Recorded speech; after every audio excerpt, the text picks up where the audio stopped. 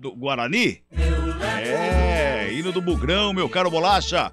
Porque hoje tem Bugrão em campo, hein? Lá em Goiânia, contra o Vila Nova, o Bugrão vai em busca de mais uma vitória. Júlio Nascimento. Muito bem, Cabelo. O Guarani tem compromisso importante na noite desta terça-feira contra a equipe do Vila Nova.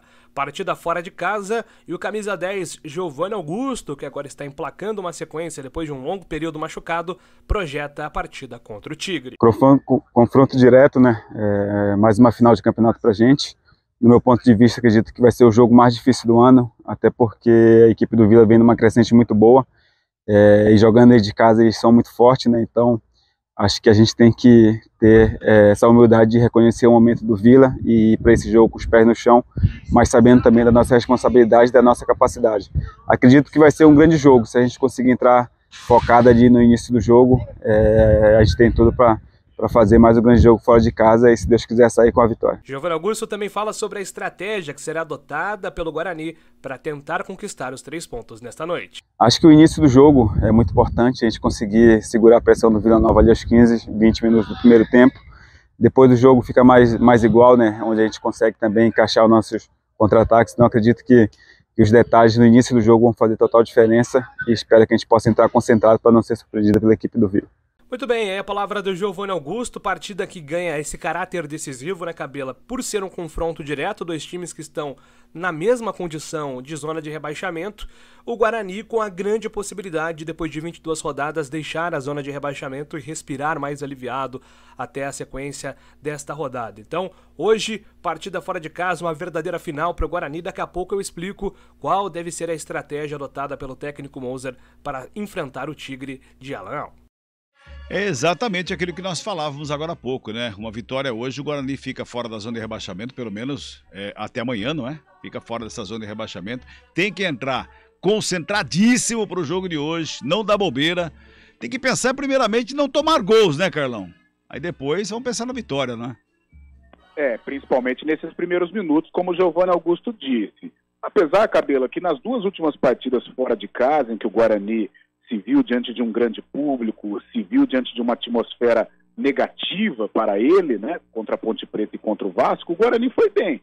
Os primeiros minutos contra a Ponte, tudo aquilo que a gente imaginava para o Guarani, não tomar o gol no início, administrar a pressão, assustar o adversário, isso aconteceu no derby, né, teve a chance com o Yuri, aquilo deu uma arrefecida na torcida da Ponte, assustou a Ponte.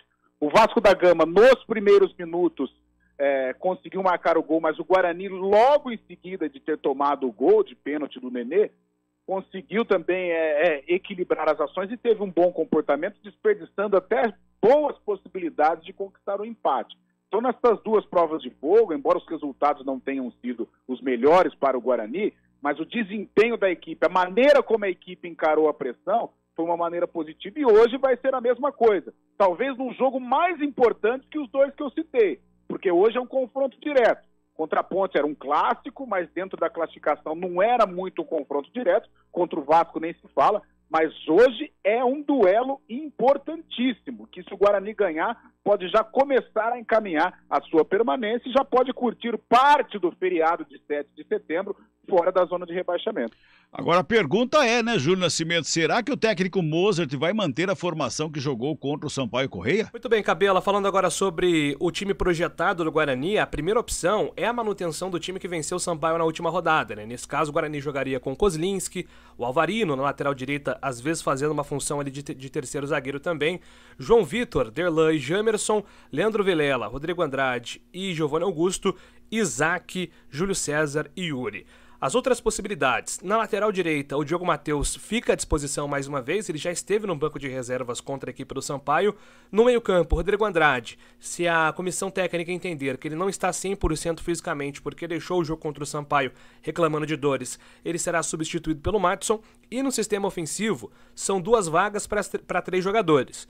Isaac e Júlio César foram os titulares no último jogo, mas tem o Edson Carioca, que é um jogador que o técnico Moser tem gostado muito. Já o time do Vila, aqui até passando o provável titular do professor Alan Al, Titone, Alex Silva, Rafael Donato, muito bom na bola aérea, Alisson Cassiano e William Formiga, Jean Souza, Wagner, Caio Nunes, Dentinho e Daniel Amorim.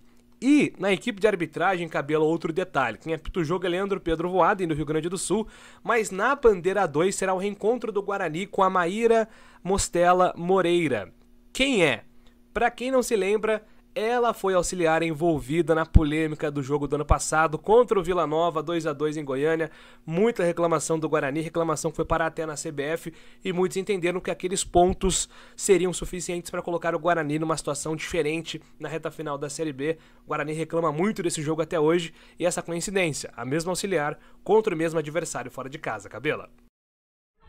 Pois é, né? Pois é, né? É jogo que virou uma rivalidade entre Vila Nova e Guarani, sempre tem jogos interessantes, e ainda essa polêmica, né, que cerca o jogo do ano passado, e justamente a auxiliar vai estar em campo hoje, meu caro Carlão.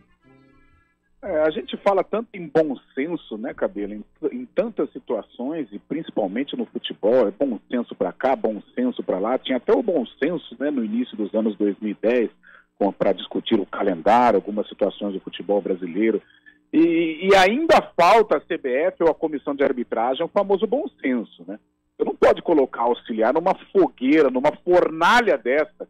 Ela foi a principal responsável, sem o VAR no ano passado, em ter participado daquele gol que não valeu, né, do Guarani.